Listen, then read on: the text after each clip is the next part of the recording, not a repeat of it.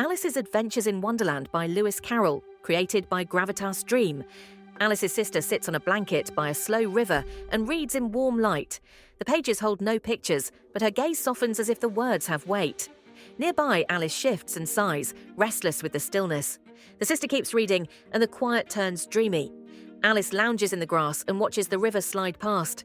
She tries to focus on her sister's book, then gives up and scans the trees.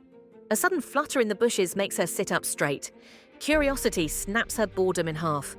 The white rabbit bursts onto the path, clutching a pocket watch like it is life itself. It mutters about lateness and darts in sharp zigzags through the grass. The watch ticks loud enough to feel like footsteps. In a blink, the rabbit vanishes behind a hedge. Alice runs after the rabbit, skirt and apron whipping at her knees. She sees a flash of red cloth and the glint of the watch ahead. The rabbit dives into a hole at the base of a tree without slowing. Alice leans in, hesitates for a heartbeat and follows.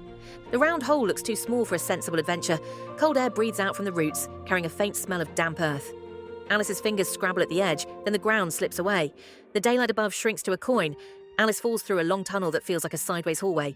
Cupboards and shelves slide past her as if politely arranged for a visitor. She grabs a jar that reads empty and laughs at the absurdity even while dropping. The fall lasts long enough for fear and wonder to trade places. The tunnel stretches on with lamps and drawers that should have crashed long ago. Gravity feels optional, like a rule written in pencil. Small objects drift and spin in the air, never settling. The world below seems to call her forward without a sound. Alice lands in a bright hall lined with doors of every size. She tries a few handles and finds them all locked. A tiny door near the baseboard catches her eye with a sliver of light beyond. That thin glow becomes her whole goal. On a glass table, Alice spots a tiny golden key and a small bottle with a neat label. She picks up each item as if it might explain the room. The label dares her to trust it, and she argues with herself out loud. Finally, she makes a choice and holds the bottle close. After a sip, the hall swells around Alice like a tide. She shrinks until the table leg looks like a pillar. The tiny door is now the right size, and she presses her face to the keyhole. Beyond it, she sees a garden shining like a promise, and she aches to step through. Alice eats a small cake, convinced it will solve everything.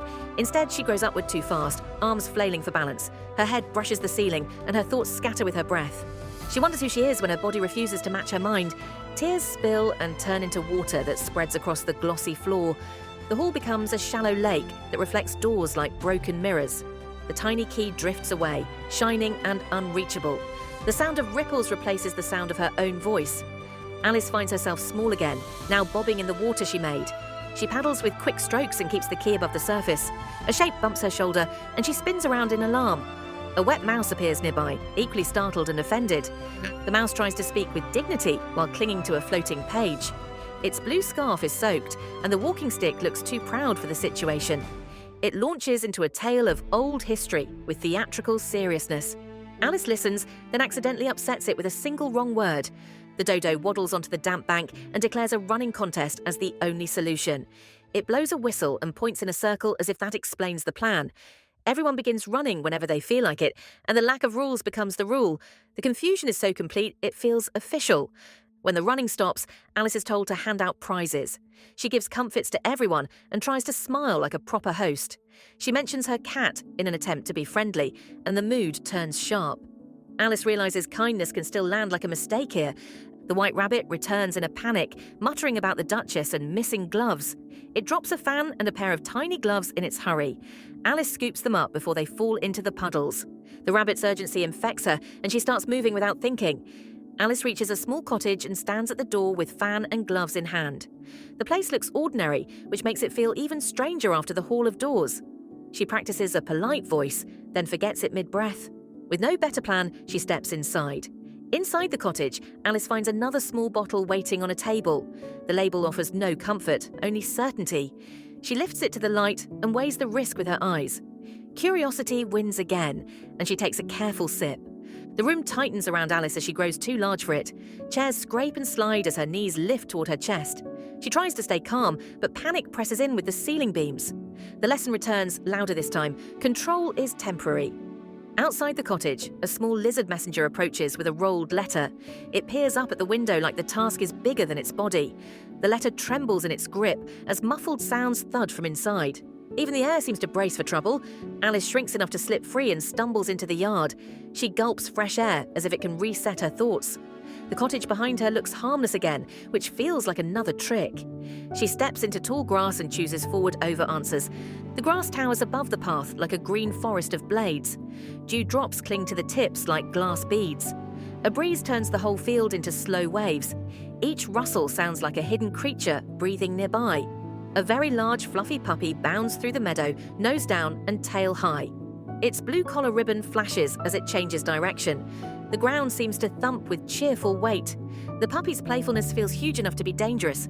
Alice raises a stick like a flag and tries to coax the puppy away from her. The puppy sniffs close, and the warm breath feels like a gust. She backs up carefully, stepping around clumps of clover. She keeps smiling, as if a smile can protect her. Ahead, giant mushrooms rise like pillars in pale blue mist. Sunbeams cut through the haze in clean lines. The air smells damp and strange, like a garden after rain. Alice walks in slower, sensing that answers might be here and not liking that at all. A caterpillar sits on a mushroom cap, calm as a judge. Smoke curls from its pipe in slow rings that drift without hurry. It asks Alice who she is, and the question lands like a stone. Alice starts to answer, then realizes she does not know. Alice learns the mushroom can change her size in either direction. She breaks off 2 pieces and holds them like tools. For the first time, she feels a small edge of control. She decides to stop reacting and start choosing. A pigeon in a nest squawks accusations from the branches above. It insists Alice must be something dangerous because she is different. Alice argues back, offended and bewildered at once. The exchange is funny until Alice realizes the fear is real. Alice climbs down from the tree with scraped hands and tangled hair ribbon. She shakes leaves from her apron and tries to steady her breathing. The world keeps changing around her, but she forces her feet to keep moving. Determination becomes the only stable ground she has. A crooked path leads to a house with too many corners and an odd silence. Hedges lean inward as if listening. The wind carries distant laughter that stops when she looks for it. Alice steps through the gate like she is entering someone else's argument. The Duchess appears in a doorway, draped in purple and sharp certainty. Her fan hides half her face and reveals the other half at the wrong moments. She speaks in clipped warmth that feels like a threat wrapped in manners. Alice nods along, unsure which words are safe. In the kitchen, the cook turns noise into routine with brutal calm. Pots clang, lids slam, and spice dust hangs in the air like fog. The cook stirs without looking up, as if chaos is simply a recipe. Alice's eyes water, and she cannot tell if it is the spice or fear. Alice ends up carrying a wrapped bundle that squirms in her arms. The weight shifts in strange pulses that do not match breathing. She tries to comfort it with soft words, then doubts every word she says. The bundle grows lighter, as if the world is swapping what is inside. The blanket slips and falls open on the path. The moment hangs in silence, as if waiting for a reaction. Alice stares, then chooses not to stare for long. She steps away quickly, unsettled by how normal she tries to look. A chubby purple cat appears on a branch with a grin that seems too bright for daylight. The smile arrives first, then the eyes, then the rest. It watches Alice like a secret shared with itself. When it blinks, parts of it fade, as if the world cannot hold it. Alice asks the cat for directions, hoping for simple answers. The cat offers riddles with the confidence of a map. It points down 2 paths as if both lead to the same place. Alice realizes the choice is hers, and that is the most frightening gift so far. A long tea table sits under trees, already set as if the guests might return any second. Cups steam even when no one lifts them. The air feels stuck, like a clock that forgot to tick. Alice approaches with caution and a strange hunger for company. The March Hare pours tea with frantic enthusiasm, splashing more than it serves. It rearranges cups as if order can be invented through motion. The table looks used up and freshly set at the same time. Alice senses the party has been repeating itself forever. The Mad Hatter greets Alice like she has interrupted a sacred meeting. His patched clothes and tall hat look like they survived a storm of ideas. He speaks fast, circles back, and contradicts himself without blinking. Alice tries to follow, and the effort makes her head ache.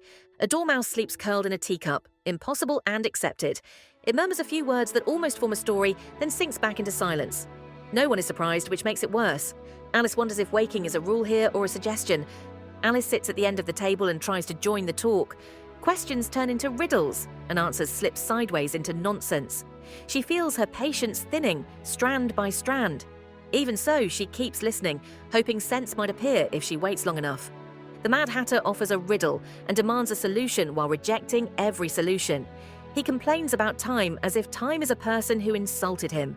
The conversation becomes a knot she cannot untie. Alice finally stands up, deciding she would rather be lost than trapped. Alice leaves the tea table and spots a small door hidden in a tree. The tiny golden key fits as if it has been waiting for this moment. She opens the door and feels a cooler air brush her face. She steps through, choosing motion over argument. A grand rose garden opens ahead with hedges shaped like hearts. The roses look perfect at first glance, like decorations for a celebration. Then small drips of paint catch the light. Beauty here feels staged, and that makes it dangerous. Alice walks the path and notices petals smeared with fresh colour. She hears harsh shouting nearby and freezes mid-step. The garden's sweetness turns sour in her throat. She forces herself to keep moving with slow, careful feet. A living playing card tends the roses with quick, nervous brushstrokes. Paint and perfection become the same task. The card's hands tremble as it fixes mistakes that seem too small to matter. The urgency suggests punishment without showing it. A trumpet sound cuts through the garden and makes Alice stand straight. A royal procession approaches off-screen like a storm behind a curtain. Alice's heart races, but she keeps her face calm. She learns that bravery is sometimes just refusing to flinch. A croquet lawn waits like a game board drawn onto grass. Hoops sit in neat lines, and poles mark invisible rules. The silence before the game feels like a held breath. The air itself seems ready to obey a shout. Alice is pushed into the game and given a mallet. Instructions arrive as contradictions and then change again. She studies the hoop and tries to make sense of the impossible. Her hands stay steady even when her thoughts do not. The purple cat reappears, drifting above a hedge as if gravity is optional. Its grin floats like a sign that danger is amusing to someone. Alice watches it appear and fade in the same breath. The cat's calm makes the chaos feel inevitable. Queen of Hearts rages off-screen, ordering beheadings as if naming chores. The words make Alice's stomach drop even though no blade is seen. Alice whispers to herself that she will not be afraid. The decision is shaky, but it is real. The Duchess returns and speaks about rules and morals as if they are toys. She leans close, insisting that meaning can be forced onto anything with enough confidence. Alice listens, then quietly refuses the lesson. For a moment, the Duchess smiles like she respects the refusal. Sudden shouts erupt, and unseen arrests begin along the path. The game turns into danger with no warning. Alice steps back, searching for a safe direction that keeps changing. Her pulse tells her to run, but she forces herself to think first. A rocky path leads down toward the sea, and the wind scrapes every blade of grass. The sound of waves feels cleaner than the shouting behind her.